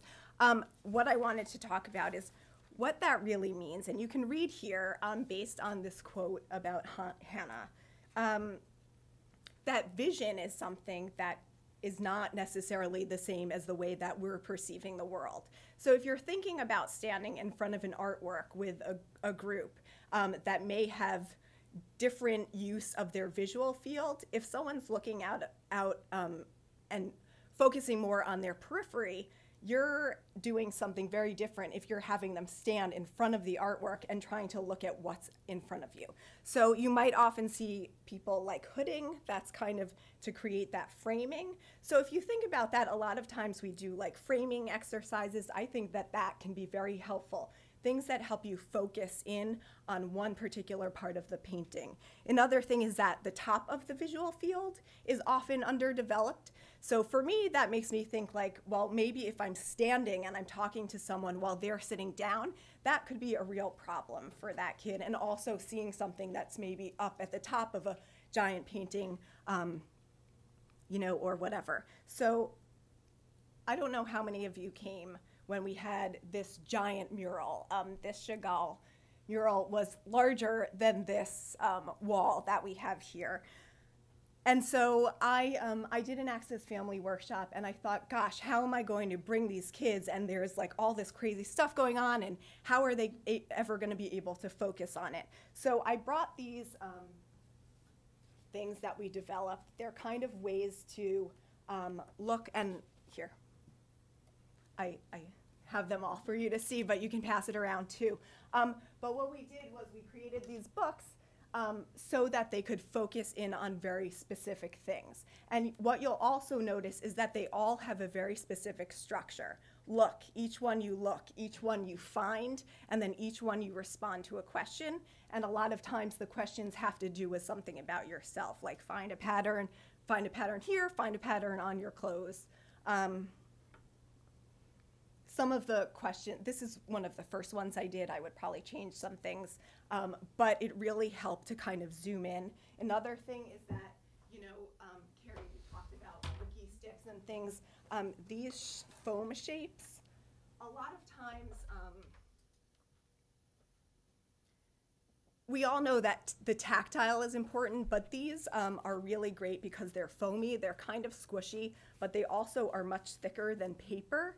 So sometimes, you know, tactile is important because it helps to understand what we see. And it's not that someone can't necessarily see, but because the processing is off, it helps to feel, and then it helps them to understand what they see. So I know at the Guggenheim there's a lot of abstract art. These have been really useful. Also, going up to a crazy mural like the one we saw, you know, if you have your thing, you only are looking for something red, or you're only looking for something square. That's something that can really either help frame in your viewfinder, or just help kind of give some kind of focus to what you should be looking at. Also, I just want to point out that we had those check boxes so that once a kid finished, they could check it off. I know as museum educators, we are usually kind of opposed to the worksheet. I know I am. I like to give the blank, here's your paper, go sketch. But that might be more problematic in this case. So even, I mean, Michelle, you kind of showed worksheets. this is something that is often used, and you might want to consider in a case when you normally might not use a worksheet to actually create one where there's a check or you can kind of move through a process. Again, another worksheet. What else? I'm going to skip. This is kind of studio, and I know we're supposed to focus on gallery. So another thing that you've probably heard is repetition and routine is really important. That means transitions can be incredibly hard. Coming to the museum might be a challenge because it's not part of the regular routine. So it's important, you know, we think about our transitions from work to work, but it's even more important to give, you know, a clue about what you're going to see next and to really focus more on what is happening. What will you do at the next work? What will they see? I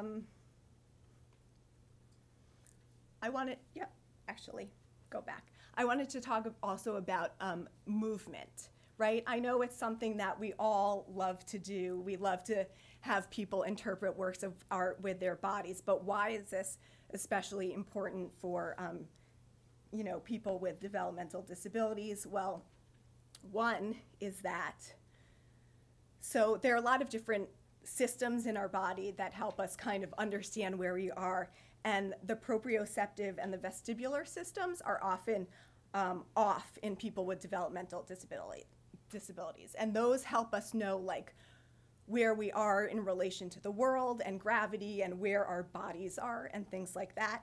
So if you don't know, you might have seen kids like kind of hugging the wall like this, or even lying down when you're teaching them. That's because they need to know where their bodies are. It's really not, you know, a bad thing. They're just defining their own selves. Another thing is that people often have a thin corpus callosum. That's the thing that separates the two sides of the brain. And so the left and the right side of the brains might not be kind of acting in tandem. So one thing in movements, yes, it's great to like follow lines with your body, but something that I found is called crossing the midline. And it's if you actually, with your hands, cross your midline, whether it's however you want to do it so that you're crossing your body, that promotes communication between your two hemispheres. So when you're thinking about movements, you might want to consider like crossing the midline activities somewhere in there.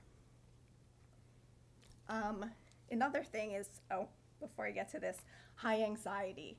A lot of students or individuals with developmental disabilities have a lot of anxiety, and what can we do to deal with that? One thing, and Holly, I'm gonna mention you here, is I think breathing exercises, not that I'm saying we need to stop and do yoga, like that's not necessarily our thing, but taking a pause and breathing with a group of students, whether or not they have developmental disabilities, is really great. And do you want to explain? But I thought Holly has a great management technique that I've seen her use. It's blowing balloons, and it's very simple. So you breathe in, you build your balloon, and you breathe out, and you de-inflate, is that the word? Your balloon. So doing that once or twice with your group, I've seen it, it's really amazing. Holly, thank you for sharing that with me. I mean, to regroup, especially for kids for the special ed classes, it's been like a miracle management tool. So that's something I wanted to mention. The other thing is, I'm sure everyone's heard that kids with autism or people with autism have trouble reading emotions, and I just wanted to give you a personal example. Jamie Oriaman and I, some of you may know, we taught a partnership that was focused on animation for kids from the Child School, who are great, really smart, high functioning. And we were talking, we saw this clip from Up, and I don't know if many of you might know it, but it's, there's no language, it's just music and the animation. And we paused on this shot because we wanted to talk about mood and how the mood was created. And we were talking about sound and framing and all of these, you know, kind of artistic choices. And the teachers started asking the students about the figure in the middle and just her body language. And that became a conversation that was surprisingly difficult for the students to articulate, even though we were having amazing conversations about the history of film and things like that. But the simple conversation about the woman and how she was feeling was much harder. So that's just something to keep in mind for us on portraiture tours. That's a really, you know, it could be a challenging point, but it is also something that is extremely helpful to focus on shoulders and, you know, head and all of those pose and facial expression things that we talk about when we're in the galleries. And these are actually artworks that we had them then make that talked about kind of changing emotion. And we've also done something similar to this with cut paper and just focusing on the face and then changing aspects to create different moods and expressions. The last thing I wanted to mention is the fact that individuals with developmental disabilities have developmental delays, right? And I don't know if some of you went to the MAC session where Gail Tippy spoke, but he was talking about how people with autism and other developmental delays, out of 9 milestones, they're kind of caught here in the 4 to 5. And this is really important because the words thing, you often have people who are very talkative and have language, but it might not be expressive language or I don't want to say creative, but language that necessarily gets them. It might be they've memorized something, or it might not be the correct use of language or things like that. So one thing I just wanted to mention, which someone here mentioned also, is I think as museum educators, we are very big into the inquiry idea and the idea of, you know, someone mentioned visual thinking. What do you see? What do you see that makes you say that? Or not necessarily those specific questions, but we ask a lot of why, evidence, right? What do you see that makes you say that? Why? Why do you think that, the artist, whatever? And those are really challenging questions. So does it go against things we might have been taught or might think that we should do to ask yes or no questions or change our questioning structure? Yes, but I think at certain times it's also very kind of necessary. And so the last thing I just put up there, some of you might know about it, but someone mentioned this too, is co-regulation. And it's kind of, people are not, you know, anyone is not only responding to the dynamic and the space, but also you as an educator. And I think that with working with individuals with disabilities, you have to be much more aware of yourself in the moment and how you can kind of trigger or not. And you want to try and match people's energy, right? Or not match, but balance it out. So if you get a group that is really wild, you want to respond with the opposite affect and be much more mellow.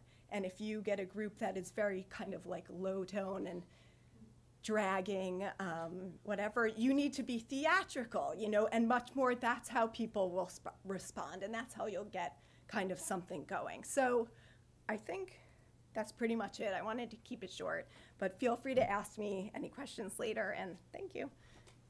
Okay,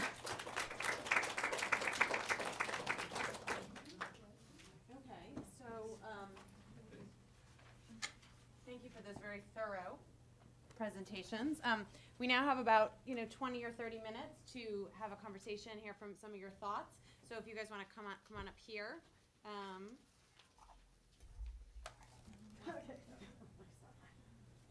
And Michelle has a microphone because we're being videotaped and audio. And so in order to have your voice heard, which is beneficial, we need you to speak into the mic. as you know, as everyone gets settled in, I'm going to take a seat there with the group. But does anyone have any questions they want to get us started with, or thoughts they want to share just after hearing from these 4 different people from these 4 different institutions? I promised that you would be a talkative group. So don't disappoint, please. We have 2. Okay, wait.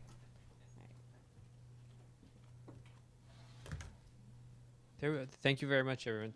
There was a brief mention of pictures as primary language, and that really kind of struck me as something I hadn't really thought of. I was wondering if you could talk about that more, because I never really thought about that, pictures as a primary language, because I feel like you make a lot of assumptions as English as a first language, or some other first and second languages, primary languages, and I was wondering if you could talk more about that.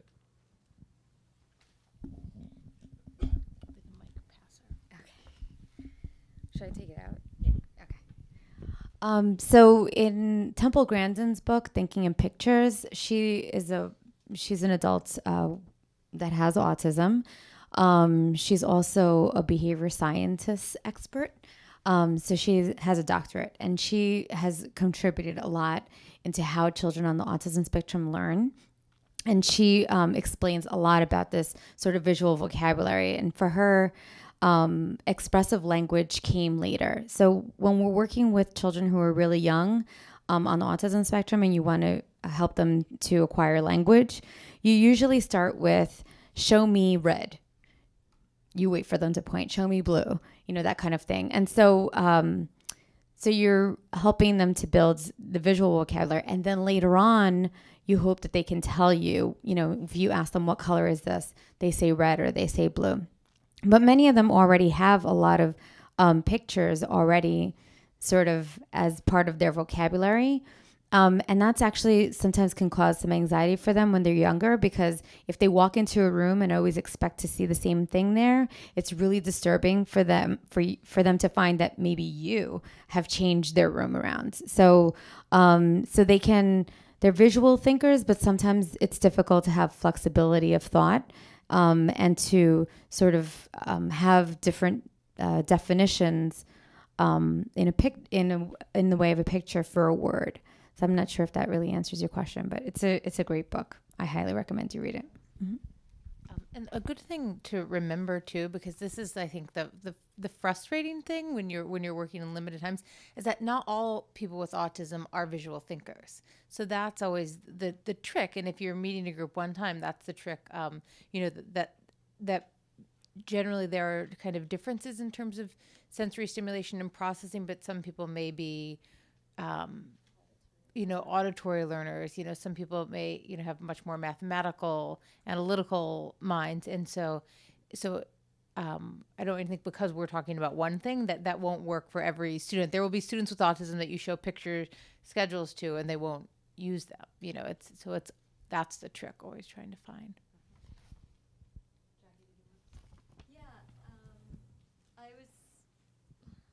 I was interested in Dara. I like that you were giving us some really technical terms for the I think when you were talking about their vestibular systems and all of these things. Don't know all the terms used, but I was struck by your description of how people with autism might often feel like they need to ground themselves in relation to the wall or into the floor. And I was especially struck because you did a little demonstration and it made me think, oh God, nobody do that on my tour. The idea of somebody needing to ground themselves in the museum. I'm just curious about, I liked your crossing the midline part, but I guess like ways for us to help students feel grounded in the museum while we're still balancing the needs of protecting the museum and the artwork, and also to see if anybody else has dealt with that kind of thing too. Sure. I mean, I brought it up really because these are all things that I had heard, but I didn't really get like what they meant or what behaviors I would see or why they were happening. So I think for someone like that, if they're coming to a museum, you might see something like a weighted pack. I don't know, that might have a similar kind of, pressure, but also creating some defined space in terms of the body. And And obviously you can't do anything in the museum. We can't have them, hugging the walls or things. So maybe giving them something to hold might serve not necessarily a full body purpose, but at least that tactile kind of hand thing. I don't know if anyone else can think of any. No, I was just going to say, as Dara was saying, that having something to hold, we've definitely found that. I mean, all the objects that we use, I highly recommend. We have actual objects that we can get models of, but I think it's so great. And I think that, you all were talking about it. If you have an artwork or you have an image that you're looking at, to identify something in that image that you can make tangible. So if you pull out a shape, or if you pull out a boat, or if you pull out, something that they can then hold on to, and you have something that's a physical representation of that, that also has helped, I think, on our end. We have a crazy stimulation overload museum that we have just found that those are the types of things, the more we can kind of focus on something else that's related, the more they're going to be receptive and communicating in whatever way that is, that they're going to be communicating with us. I think by giving somebody something to hold, they actually are sort of crossing their bodies across each other. So that helps to address that. So, and also we find that that's a need for sensory. We also find that sometimes those students might fidget around, so we give them a gross motor activity to do. So that's a good time to, if it's an adult, you might want to say, John, come on over and, I want to show you something. So then by having them do a gross motor activity moving towards you, then you're moving them away from the things that you don't want them to touch, or that kind of thing. So gross motor activity, just like you were saying, Dara, is like giving them something to hold or giving them something to do. And then if most of the students might be higher functioning, so the whole class benefits from knowing what the rules are and what it looks like to be in the gallery. In my experience, any group that comes is going to be with, whether, even if it's not a family program, they're going to be with teachers who are, if there's any like real extreme behavior. But I think what it does more is just explains, like, you've all had like some kid, like when they're drawing, half of every kid in elementary school class wants to lay on the floor when you're doing things. So just understanding kind of why that happens, and I always try and find like little places where we can do movement. So I'll often, like, at MoMA, before I get them over to the galleries at the end of the corridor, I'll stop and I'll have everybody, like, wiggle and wiggle and wiggle and get all of their wiggles out, and, like, do some movement exercises before we get there. And then again, if I notice that happening, like, don't worry about so much. I think in the casual gallery encounters where you only have a limited amount of time, you're not going to know, like, this works for this kid. Probably it's just in a perfect world you would, but you're probably never going to know. So just thinking about all of the multisensory things you already do that you're probably not even thinking of in that way.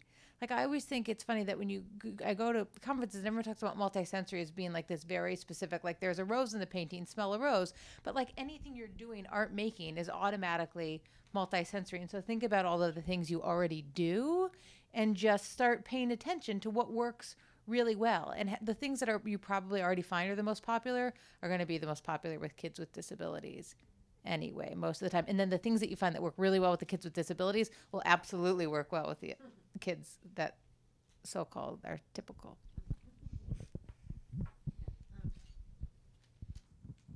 This isn't really a question. I just wanted to add to that, which is that a lot of times you can use another person to ground, because I don't know if it's like this with autism, but with ADD, my son, we walk down the street and all he does is bounce off of me, and that's how he finds himself, and not always with the whole body, but sometimes just with his hand. And you'll see, like, teachers will be holding hands with some kids or have them next to them, and that's why.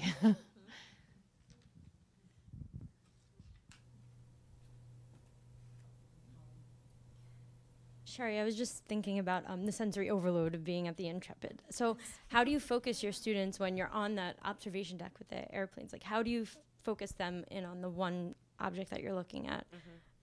Well, as I was saying, we have a really great curator of aviation in our aircraft, and some of the aircraft that we specifically go to locations where we can find that more intimate space.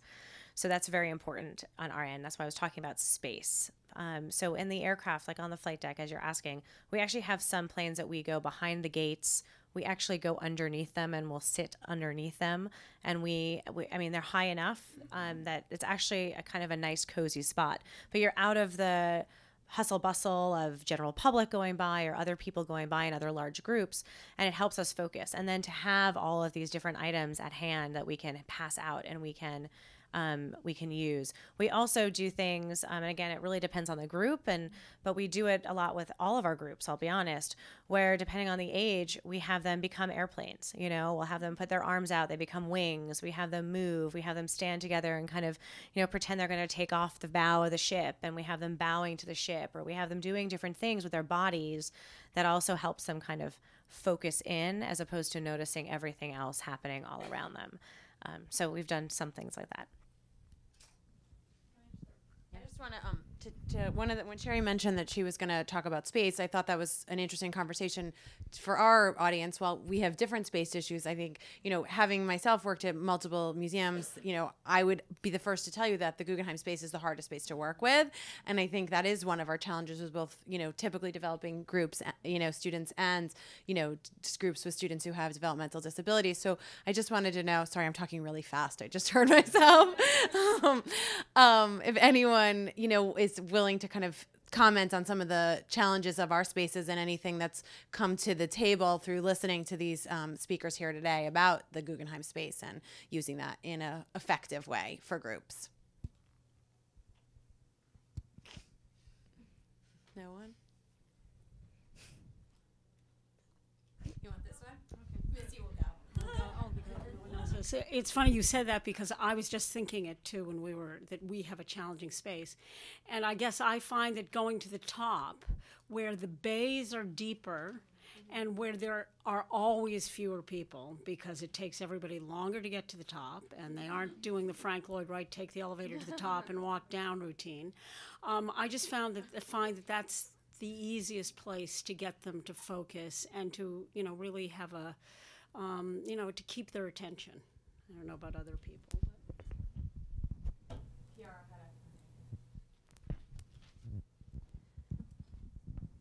I was just thinking about the fact that if we're worried about expectations and knowing where you're going, knowing what to expect, we can actually use it to our advantage, that there's a big hole in the middle of the building, to say, we start here, we're going to end up there. So get it out of your minds. Don't worry about it. We'll get to the top. So actually there's some things we overcome differently, but that one we might even use it as an advantage.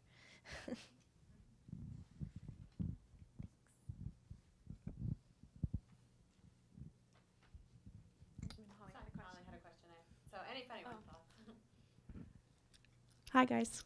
Thank you so much. This is so helpful, and I think something I'm constantly thinking about is not just what we can do for everybody, but what do our programs bring to the people we serve, specifically those with disabilities. And I was wondering if any of you would make a comment or kind of like one best thing you've ever seen your gallery programs do for somebody with a disability as kind of a takeaway. We had a lot of advice, and I'm wondering if,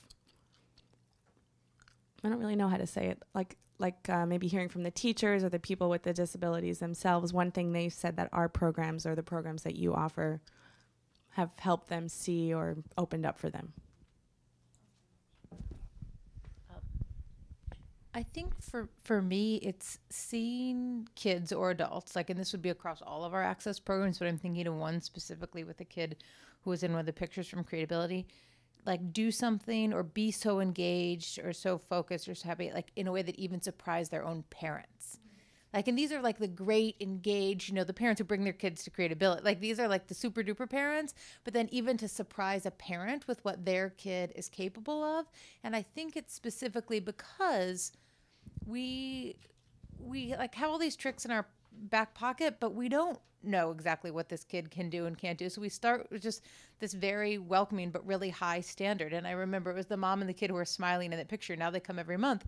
And the mom said to me, we're going to keep leaving and walking around the gallery because I can't even remember the kid's name. He was probably a year ago, can't focus in front of a work of art. So we're going to have to keep leaving. And then they didn't end up leaving.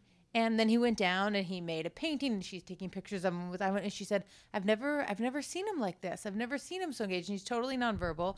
He's making this painting. He's doing like what you were saying with the peripheral vision, where it doesn't even look like he's looking, but he's using his peripheral vision. He's making this painting. He's smiling. He's totally into it. And the mom is blown away that what she thought is that he has an attention span of, 5 minutes. And after 5 minutes, we're going to have to walk away. I was going to say something similar, which is there was one Access Family Workshop, and like MoMA, we have an afternoon session that's for adults or individuals ages 18 and up, but they come with their families. And this was an individual who I thought was completely nonverbal. I mean, he's been going to MoMA, I know, for years, and I'd observed him a few times there, and then he'd come to our program a bunch of times, and I didn't know that he had any language. And it was when our Man Ray exhibition was up, and we were doing kind of like sun prints with lamps inside, and I think we had two different size papers, and you could tell he was just like really excited about the materials. And the educator asked him, Robert, do you want small or big? And he said, big! And we were all like, whoa. And that was it. I've never heard him speak again, but I think, I think that there's something about, you spoke, Carrie, about like the fact that at museums we have such wonderful art materials, and I think there's something really inspiring that people can really kind of, it reaches people in a way that, just their crap wherever, at school or home or whatever, it doesn't necessarily, so. Here, I'll just kind of say something. So not to co-op what Dara said, but the video workshop was something that I was very involved in at the Jewish Museum, and probably you can remember this. There was one student whose parents, when we started kind of inviting students to be participants that were, these were students that for the most part, I don't know if it's still the case, attended schools where there was a special needs school. So they were amongst, other children who were developmentally, delayed or disabled. But then this was this one opportunity where they would come and they would be with groups, children who were not at these schools with them. And, this one parent called before and, said, can my child do this? This is his problem. And we said, of course. He was the most amazing child. You probably know who I'm talking about. The most amazing filmmaker I've ever met in my entire life. Went on to NYU, I believe, right? Did he go to, if I'm thinking about the same person? Okay. Anyway, was going to go on to film school. And the parents were so thankful and appreciative that like he had been given this opportunity. And to be honest, this was a family who was very well off, in a very, situation in New York City where this child had every opportunity in the world. And this just, to them, this was something that it was like their child had never been even given this opportunity before. So it's always stayed with me. So.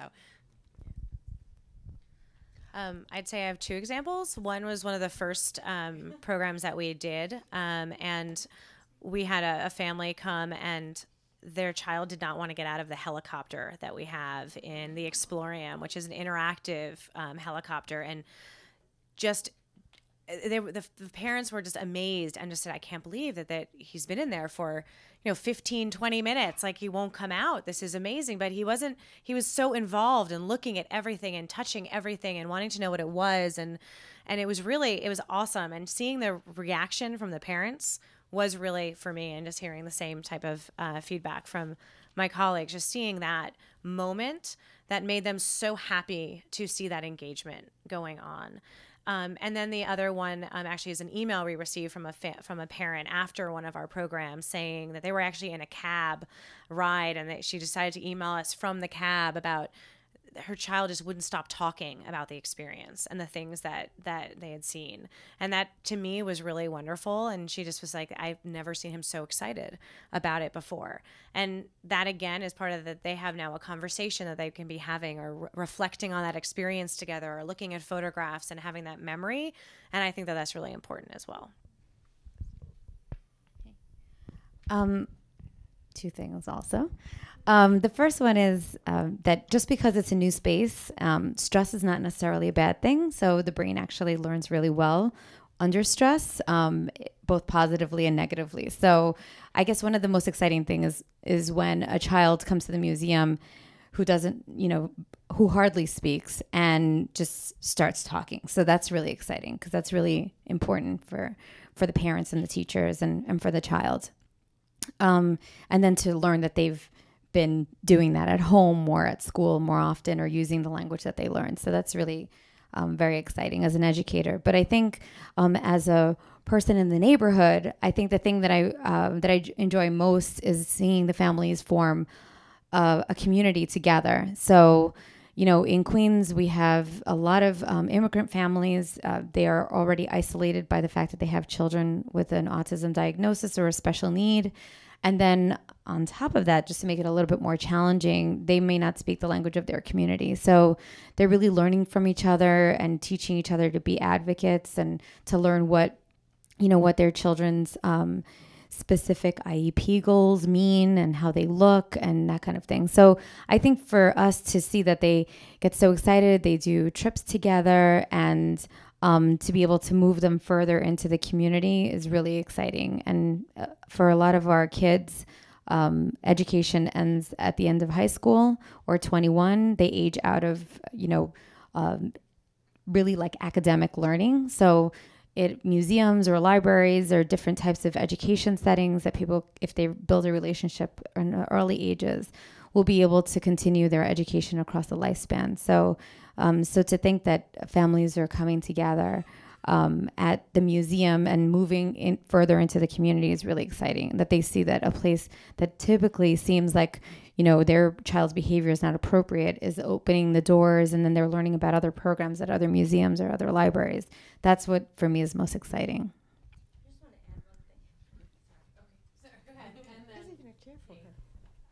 I just want to add one thing. We have a teen program at the Queens Museum, and it's really great for the teens to really hone in on their interests. We have the luxury of having a DJ and a photography teacher that comes in. So we have a student who is going to be a radio announcer now that he has discovered his DJing skills and his announcing abilities, and his parents are so excited, and their tight-knit friendship that they're making in this group is really going to last a lifetime. And we have another student in that group who comes to our open studio after being involved in some art making in that group. So just them honing in on their interests and exploring further in the community what they can do is an amazing thing to witness. Yeah, I've got the mic. I just wanted to mention that this conversation is echoing a conversation that we had in our smaller group about differences that are noticed when kids are at a museum, and the way teachers or parents frequently say are surprised themselves. So it's almost like a larger topic that maybe there's not as much notice of or writing about, or because the fact that everyone speaking today has very significant experiences about seeing these differences that an environment can and a good program can make. I think I've noticed that that's really true, because you see what's possible there, and then you realize what's possible in other places. And what that means is in other places and other scenarios and situations, society and institutions and organizations are actually, enforcing that negative behavior. And that's why I put up that movie Wretches and Jabbers, which you actually absolutely have to watch, because when he talks about like more like you than not, like it totally changed the way that I thought about autism from this kind of, I remember the New York Times science editor who was moderating the conversation read the DSM diagnosis. And after watching this and listening to these guys talk, you're like, none of these things seem to be true. And I really started to think of it as more of like a locked in syndrome of having the inability to articulate. One of those guys, Tracy, wasn't able to communicate until he was about 20. And they said, what was the first thing, you wanted to do? And he says that he wanted to tell his mother that he loved her, and that he wanted people to know that he was smart and that he knew how to read, but he didn't know how to tell people that he knew how to read. And I think what we do, because we're a new place and because we're treating people in a different way, is I think open them up, and especially those around them, to what's possible for them in other areas of their life. And my probably oldest trick with any, like thinking we're talking also about the family programs, but with any group that comes in, like the kid that the teacher seems to like the least or is the most difficult, like I just give all of my love to that kid, you know, and thinking we talk a lot about positive language, but also really positive emotion. And I know it sounds kind of cheesy, but I swear, like, it works. It's probably my number one thing of really just investing a lot in the kid that seems to need it the most because of a disability or because of any other situation. We're going to try to wrap up because some of our panels do need to leave by shortly. So I know, Kate, you had a question. Okay. It's sort of, now we've gone over it, but I was just curious because you keep talking about the community in Queens and being a part of the community. And I was curious how the other museums, it's a little harder. I think, you know, I don't know how you reach out to the community, particularly in the family programs, because you talked about the super families that come in, and those are the ones that are going to come in. And I know I work with some children in a very super school, and we're so concerned about the children that don't have the super parents or the super communities. How, and I think this is something we think about here, how do you reach out to your communities as well? It sounds like the Queens Museum is really maybe has been able to reach out to people from all different socioeconomic levels with children with disabilities, but I was just about the other community. We're all kind of, you're in the sort of the same neighborhoods. I think for us, it's maybe two ways. One, that's where schools are good, because you can reach out and work with you know, through District 75 and with the public schools. And so then you're getting, and we like to try and work in partnership as much as possible, so there's a more like sustained engagement, and that way you are getting a lot of kids whose parents may not be able to bring them on the weekends. And then also for us, in terms of reaching out for those family programs, we try and reach out through ways like not just putting them in our museum materials and membership materials. We advertise them there, but they're completely free, no admission or anything. So then also going through social service agencies and different organizations to advertise them to people who are not, oh, I'm excited to go to MoMA and do art with my kid, but there's this free thing I can do for my kid who has a disability. And sometimes there's such a scarcity of opportunities like that working through kind of social service agencies and things like that, we can find families and bring them in, instead of just saying, take your kid to a museum, you know, when they're coming to a program that's been tailored and we talk to them on the phone first and then they see that same person when they come. That's been our best way, because we don't live in a community really at all at MoMA. Yeah, and then we're all the way on the West Side Highway. So very similar, not to repeat, but very similar practice. Schools, parent coordinators as well can be your best friend. I think overall, they can be your best friend at a school, and going through some of those other agencies too to kind of get the word out. But what I know that I mentioned when I was speaking, we did a 3-part program as well, and that was really helpful to introduce families to new opportunities at new institutions as well. And then a lot of them also come together, and we were talking about community and kind of getting to know each other, that they'll actually, if they can, they will want to go together and be with people that they know. And that's also another really great way of inviting folks to be joining them to come that way. But using all the resources throughout the museum community, I think, is really outstanding as well. And I think everyone is really willing to kind of share with, you know, their audiences what we're doing and how we're doing it, and to get the word out, because all our programs are very different, all our collections are very different, all our, as we said, our spaces are very different. So there's going to be something there for everybody.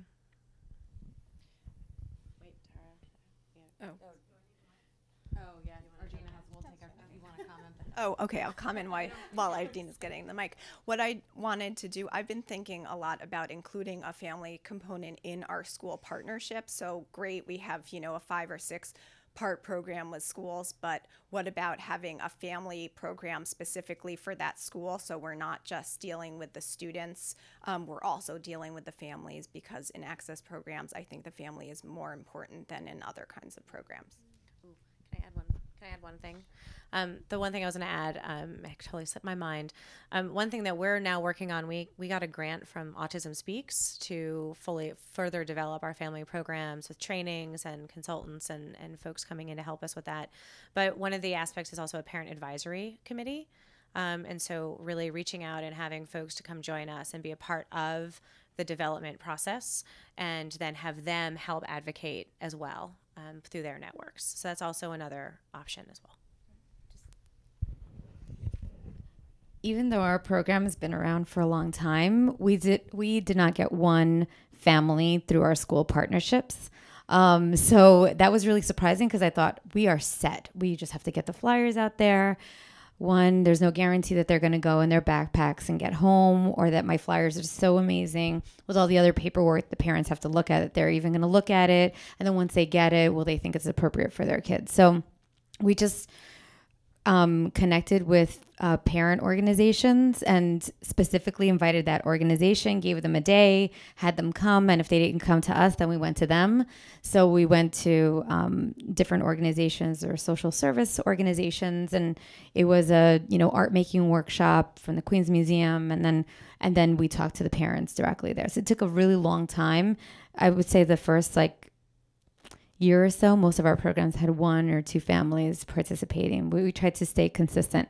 Now a lot of them are filled to capacity. So it's just word of mouth and just stay with it and keep trying. So I think that was the easiest way for us to diversify. And also Meetup online.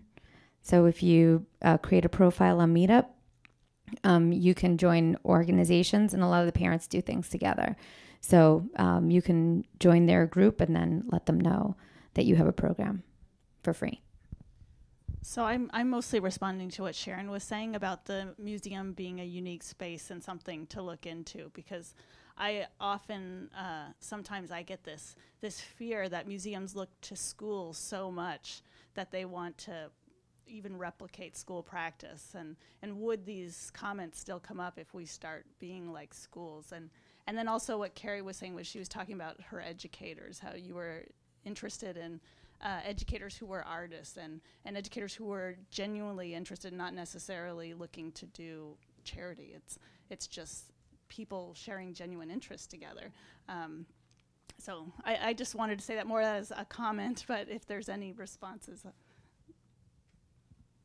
I always say to my educators, for any audience, kids, adults with a disability or not, if it's not an activity or a project that you would genuinely be interested in doing yourself, it's not a good enough activity or project. Like if you're bored or I'm bored when you're telling me about it, the kids are going to be bored, and I think that, and like you're saying, it can be scary. And one of the things I love about working in access programs is you get to be freed of the curriculum attachments a lot of the times, because everyone's they can't even imagine how to add another thing on. So just everyone leaves you alone in terms of connecting to the curriculum. But it's great because it means you get a lot of freedom. And then these amazing things happen. It's like we have them for such a limited amount of time that kind of otherness of who we are and where we are, I think, can be really good.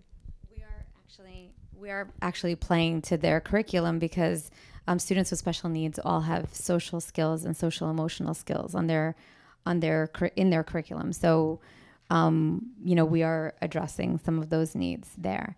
And the other thing too is that as I was thinking about how to train librarians who think really differently from us, at first I was like, pick your favorite children's book and bring it to life and it'll be really great. And they were like, okay, exactly how do I do that? Step 1, step 2, step 3. So it was really challenging to work with someone who was really interested in things being exactly the way they're supposed to be.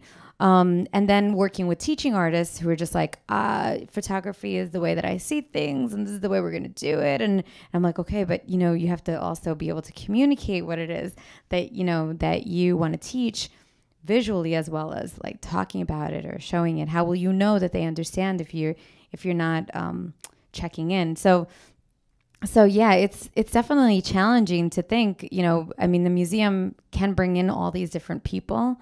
And I think that there's something to benefit from all different teaching styles. But I think that you do need some basic frameworks to make everybody sort of successful. And then to be able to know how you can help one of your educators. So I'm going to stop if you guys have extra comments because we have a lovely reception with food and wine. Yay. Michelle noted we should have put on our agenda.